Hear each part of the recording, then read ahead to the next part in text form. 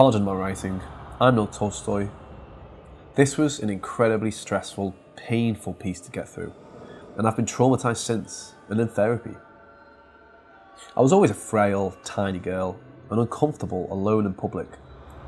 Many things scare me, but most especially the idea of being abducted or tortured. With that in mind, read on. One day, I stole something at Walmart. I was 16. Not a big deal, it was just a scrunchie. I hid the cardboard it was attached to and sat it behind a bunch of paper towels. And then, on the way out of the store, I was pulled aside. "Come with me," a large, imposing man croaked in a deep baritone voice, with an expressionless, apathetic look on his face. "I'm sorry, what's this about?" "Theft," he said. Fuck, they had me on camera. "I'll just pay and leave," I told him, but he said nothing, just tightened his iron grip around my tiny arm.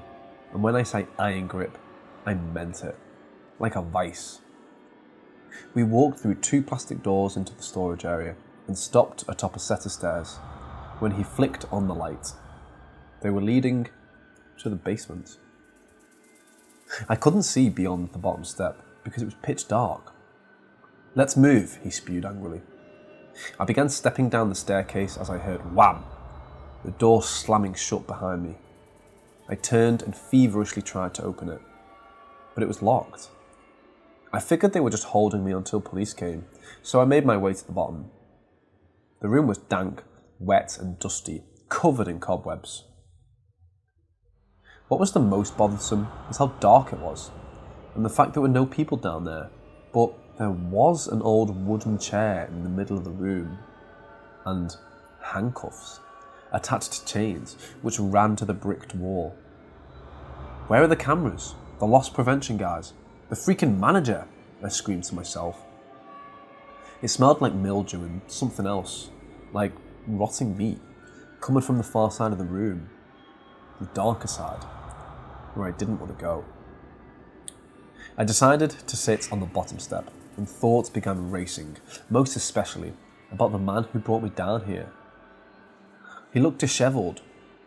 He wasn't wearing Walmart attire. He was in what looked like some cheap, phony police uniform. I noticed his FOP shoulder badge partially unstitched, his hands covered in dried mud, and the scent of intense BO. Fuck this. I pulled out my phone and called the store. I transferred myself to speaking with the manager. "Thank you for calling Walmart. This is Destiny. May I help you?" "Yes, I'm stuck in your guy's basement.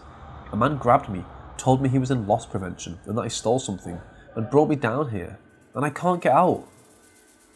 Suddenly, the door to the basement opened, and I heard the sound of whistling, and the creak, creak, creak of the wooden stairs. I backed to the corner and picked up the chair, ready to use it as a weapon. The man and another even older man, the former probably in his 40s and the latter in his 60s or so, both emerged at the bottom of the stairs with huge, wide-eyed grins on their faces, with the man in the security uniform twirling a baton. "Have a seat in the chair, baby cakes," he said creepily. My skin was crawling and heart pounding, stomach queasy. "You tight?" "I'll bet you are," he said, as the old man began rubbing his crotch, both slowly inching closer to me, before unzipping, and then, well, you know. I held the chair up like I was ready to swing. Tight and wet, ain't you?" I wanted to die. I said the only thing I could. "I'll fucking kill you." "She's gonna kill us," he said, turning and speaking to the older man, heartily laughing. "She thinks that rickety old chair will do something." He. The smarmy, slyly old snake giggled with a voice full of phlegm, which he spat on the floor. The old man took off his shirt and belt, and wrapped the belt around his knuckle. I was gonna die. That is, until... "Hello? Anyone down there?" The men, startled and freaked out, ignored me, and ran into the dark opening, some door, and exiting out into the woods. A door which set off the store's fire alarm. An employee came down to talk to me. Destiny, the active manager. The theft was glossed over. I was only able to identify the man in the security uniform. The other, well, I didn't see him on camera, which they went through with me. The rotting smell was a dead dog, which nobody had answers for. Let me give you a piece of advice, she continued. From now on, only trust a person in a Walmart uniform. I understand. Oh, and by the way, our loss prevention office is upstairs. The men were not found. At least, not yet.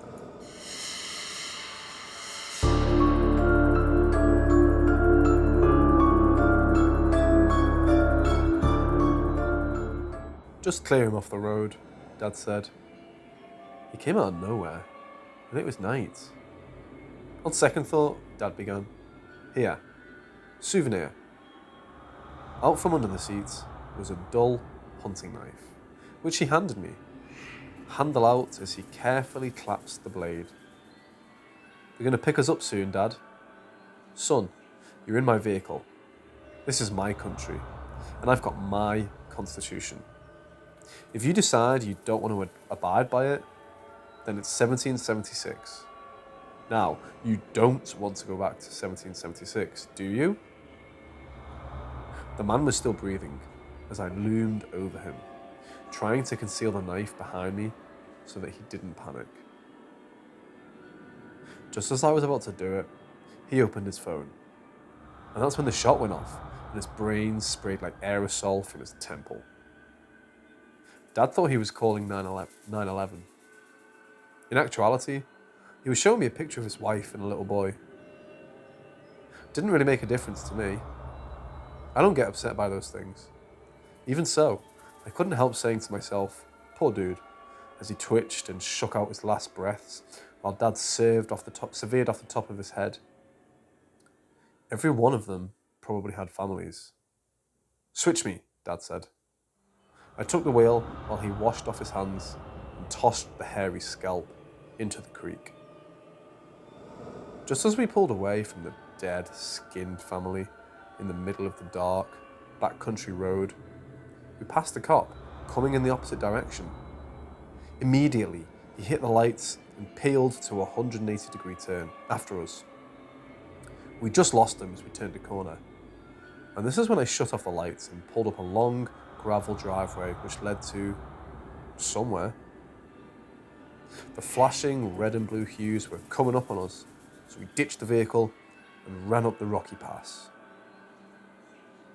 We pressed through vines and thorns along the trail when we came to an abandoned house. It shouldn't be long before the police find out where we're at, considering there were maybe only a dozen houses in this entire 10-mile stretch of country. An inadvertent chill rushed through my blood as we crept up to the rotting wood porch and the broken living room window peering into a pitch-dark skeleton of what used to be a house of a family made me shudder. I'm not sure I want to do this anymore, Dad. He placed a vice-grip chokehold on my throat and threatened that he'd scalp me by dragging the blade down my cheek, just as we could hear a car crunching along the gravel driveway towards us. The door opened without any effort, and I was the first to go in. I shrieked when I saw a naked person scatter and bolt up the staircase to the second floor. "Someone's in here," I whispered. Dad just pressed the tip of the knife into my shoulder blade, and I didn't hesitate to keep going. "Why don't we just hide in the woods?" I murmured. "Someone's coming up the driveway." Dad didn't speak. He was essentially steering me with the knife in the direction of that dark, dreadful staircase. The one I just watched a demented, nude stranger bolt up. He's going to make me go up those stairs. "There's someone already up there. I'll scream if I have to," I shouted. He pressed the tip of the knife into my cheek and slashed as hard as he could, while a spurt of blood like a projectile onto the chipped, spiderweb-covered wall. I put my hand over my cheek, screeching in pain, wiping away the blood, and quickly ran to the steps and began my ascent. Halfway up, Dad began to speak, just as the flashing blue and red lights approached the home. "Fuck, they're here. Why are we in this? Son, stop with the Inquisition. When you get to the top, turn right." "What?" Has Dad been here before? I did as he said when the police car grinded to a halt and shut off its engine. Just as the car door slammed, Dad stuck his head out of the broken second-story window upon reaching the top and shouted in a loud whisper, "Colby, up here!" I only glanced, but out of the back seat, the officer began pulling something out of the vehicle. The body of the man we killed and scalped. As I turned the corner, I noticed that there was only one decrepit, chipping white door at the end of the hall. Like something out of a horror movie, the hinged piece of revolving doom stared me down the closer I got, infusing my soul with unrelenting dread. Dad was in cahoots with the police, I'm certain, and he's going to kill me, just like he did my sister. Someone is waiting for me in that room, which is probably a perfect place, a vacant house, to hide a dead body. My sister disappeared 6 months ago without any explanation to why. Dad seemed busted up over it, but I know now it was only a ploy. In a matter of seconds, my feet were planted in front of the door, which was already cracked open. Ugh, that tiny gap in the door sent chills up my spine. I'm going to see Sissy's dead body in here. I know it. And the police are here to make sure it's covered up, I said to myself. But when I opened the door and Dad shone the flashlight, my heart skipped about 10 beats, and I screamed. It was my sister, very pale, kneeling down in the corner like some animal, her greasy brown matted hair hanging over her face, as she moved her limbs in a disquieting, lightning-quick frenzy. What the fuck? My body went stiff when she looked up at me, blood cascading down her chin and neck, soaked in red up to her elbows, still wearing her pink pajamas from the night she disappeared. My eight-year-old sister was literally consuming a rotting dog carcass like a starved coyote. "Stop!" yelled Dad as she stood up, growling like some sort of demon. Her irises glowing yellow and her skin so pale it was nearly translucent. I couldn't even look at her, and in a moment of disassociation, I focused on a moth lingering around the rim of the flashlight. "It's okay, Stacy, baby. It's okay. It's William, your brother." I wanted to scream and run when she hurriedly began crawling towards me on all fours like a dog, before clutching my shirt, pulling herself up to eye level, and began sliding her tongue up and down the bloody abrasion on my face. I gritted my teeth and pressed shut my eyelids until I nearly had a migraine. "Okay, Stacy, that's enough. It hurts. It hurts," she growled in a raspy whisper. "You two get reacquainted. I'll be right back." I couldn't remotely compute the abject horror standing before me. I could only stare at her in the moment. Her scowl faded to a sad frown when the inevitable realization washed over her innocent, youthful face that she had just sucked the blood out of her big brother's cheek. And just then did I hear the two men lumbering up to the top of the stairs. As I shone the light around the room, I noticed that, despite the home being an aging, decaying vessel, the room was set up with a bed, pink sheets, and my sister's old posters that were up in her room before she went missing. This is her home now. This dead wooden sarcophagus in the middle of nowhere. But her eyes, those awful, jaundice-laden, bloodshot eyes, she looked like pure evil. I shone the light around the room, only to discover several cadavers whose guts have been hollowed out by my sister's recently grown canines protruding from her upper lip. A floor covered in toys and teddy bears, scattered around pungent, foul-smelling dead bodies. There were 6 of them, all missing their scalps. Finally, The men reached the top of the stairs, turned to the corner, and came into the room, dropping the body to the floor of our recent kill. And I watched in shock and horror as my sister dug into his stomach like a hungry coyote. My dad had sliced him down the middle with a knife. At the door stood Dad and the sheriff.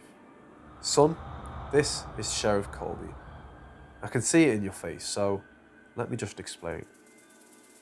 I scalped them so the police know it was me who did it, and not a murderer who would turn into an entire caseload for the police.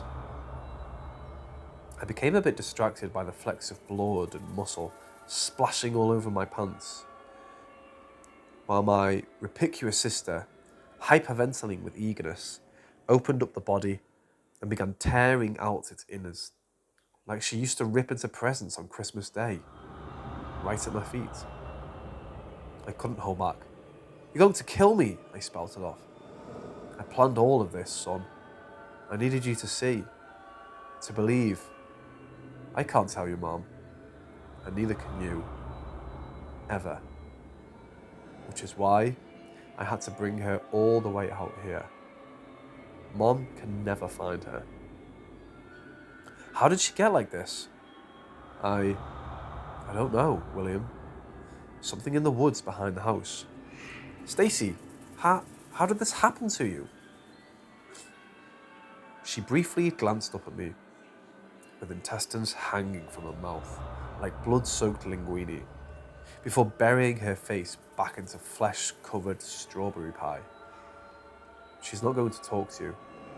Just say goodbye, William." But I didn't want to leave, and somehow I knew Dad was indirectly responsible for allowing my 8-year-old sister to run free through the woods that day.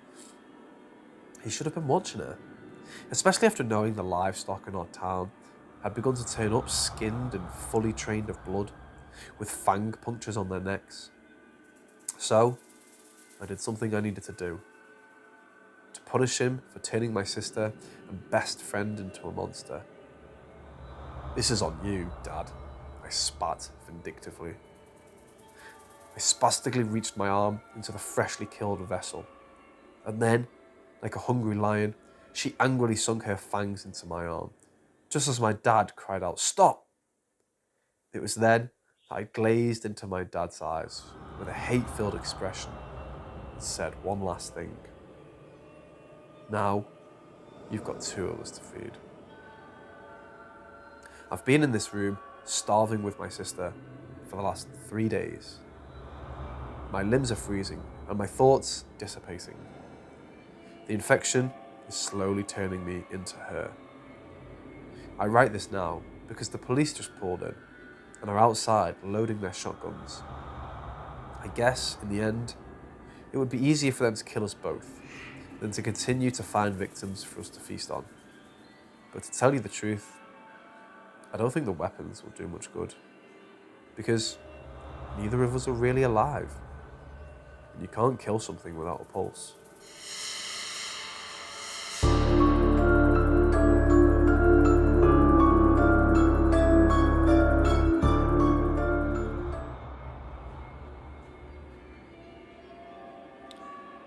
The babysitter's in our house with my son right now. We had a 16-year-old daughter and one of our neighbours to watch him for the night. He's only 10. He has a good handle on how to use phones. We got him one just for the specific reason of being able to contact us if something ever went wrong. So you could imagine, when I received the text at 8:57 p.m. reading, "Dad, Jenny left, but a man is here now," you can bet it was the most terrifying, pulse-pounding moment of my life. My wife and I bolted after dropping a $100 bill on the table and didn't even take a bite of our dinner. In this moment, all I can see in my head is my iPod coming down with a case of chickenpox after searching the sex offenders in our neighbourhood. "Honey, who is the man and what's he doing?"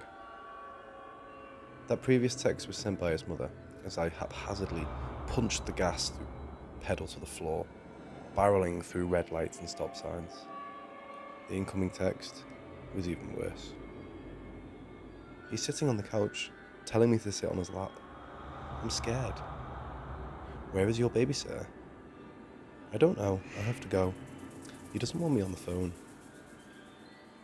Perspiration dripping down my face. Machine gun heartbeat. My little boy.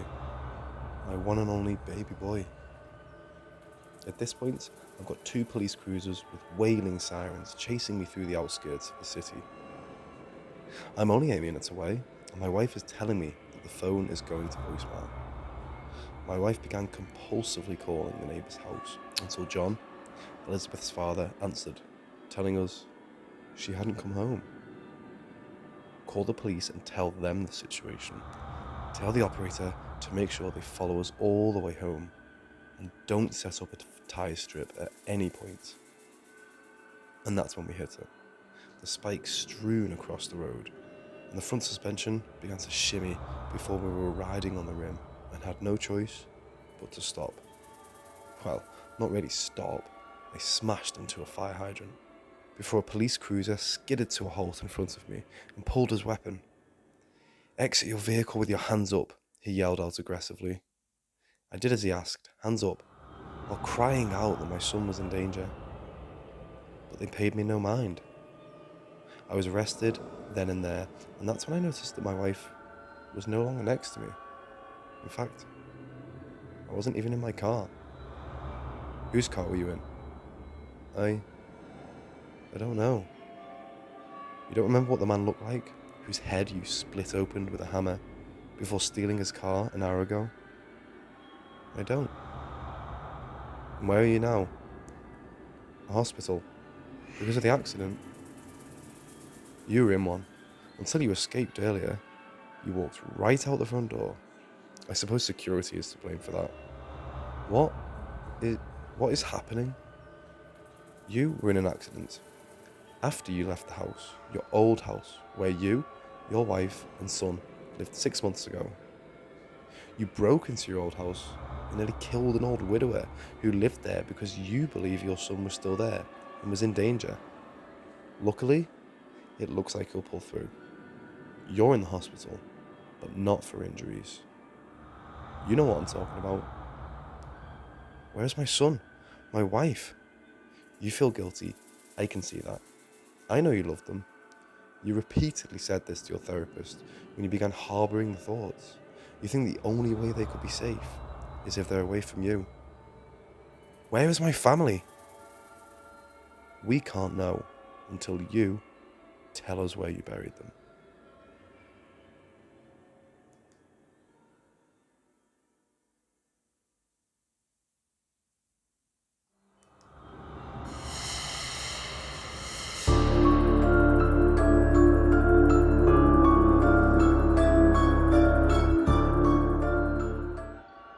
"32 years ago, a child named Audrey went missing in my city. She was on her way home from school when she was abducted. She was 6 years old. The case went cold and was forgotten about for 28 years. She was assumed to be dead. Fast forward to 2015. There was an old man living near my local high school named Harold. Nobody ever really came to see him, other than a nurse and family. He'd sit outside on his deck with his oxygen tank and mask all day and chain smoke. He was known as just a cantankerous old goat, so nobody ever spoke to him. Because of his combative personality and perpetual scowl, local hooligans would egg his house and decorate his pine tree with toilet paper now and again. One night, we drove by the high school to see ambulances and police cars blocking Forest Avenue. So many lights that you could have seen it from space. The police received an emergency call to Harold's house. When they arrived, his granddaughter was sitting on his porch, crying and acting hysterical, begging they save him. Harold was found with his tongue cut out. They rushed him to hospital before he could bleed to death, while his granddaughter kept screaming the words, "I wish I could have stopped it." The perpetrator was Audrey. She'd been living a life all this time, even living on her own. However, she was so brainwashed by him that she continued to take care of and perform sexual favours for him. Up to this day. She finally snapped. Audrey was his granddaughter. All that time, she was so indoctrinated that she continued to serve him, even with the ability to move away and do whatever she wanted. I'm writing this story mostly to tell you how it ended. She was shipped to a psychiatric hospital where she still lives to this day. She might never be free, both mentally or physically. It's sad. Harold ended up another way. He was given the rest of his natural life in prison for her abduction and torture. He died in his sleep before he served a single moment of his sentence. He was 83. When asked why she cut out his tongue, she said, "When he goes to prison, he shouldn't be able to scream." She planned it out, though over how much time, we won't ever know. He died peacefully, and she still resides in a psych ward, scarred for life. She said she wants him dead, but at the same time, loved him deeply. The world is an ugly place. I hope that someday she goes home with her real family.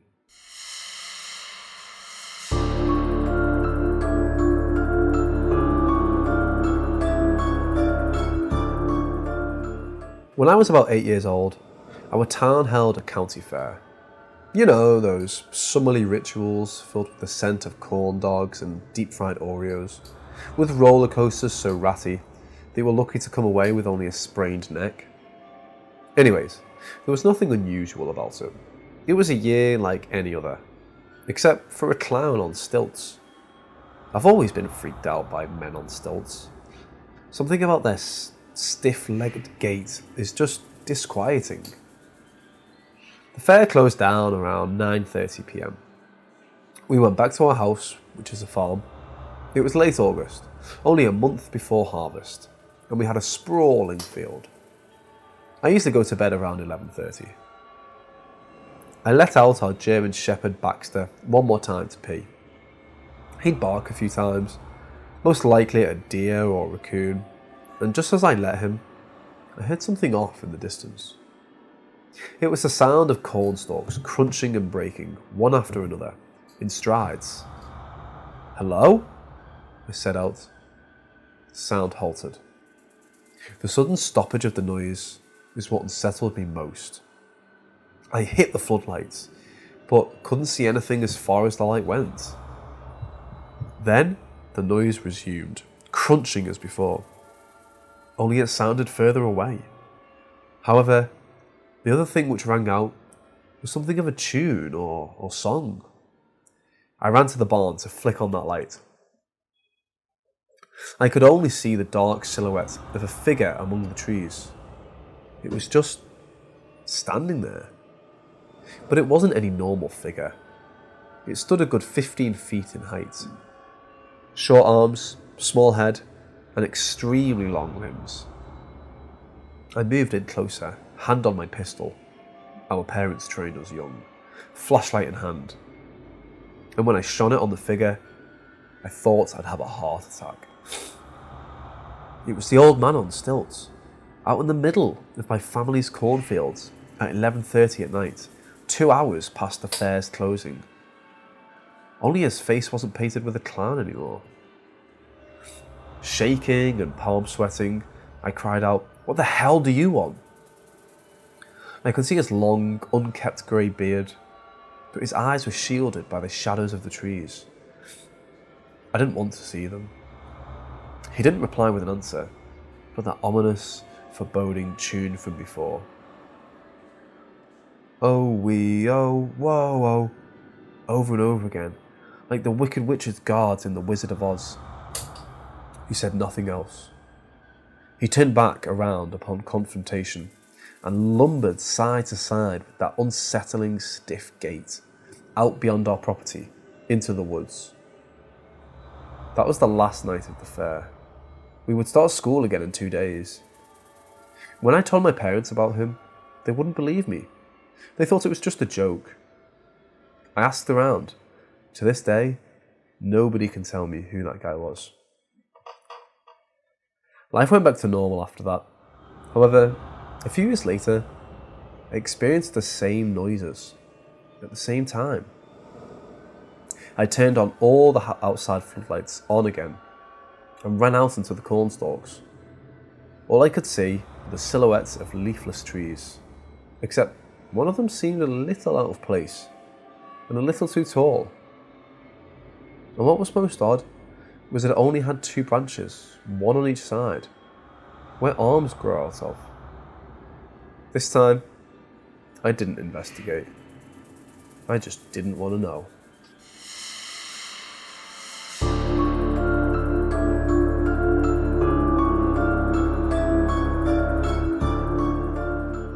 Back in 2003, I was living with my ex-friend Dom and 3 other guys. Dom got angry easily. He also farted frequently and bathed in curved cologne. His shits were enormous.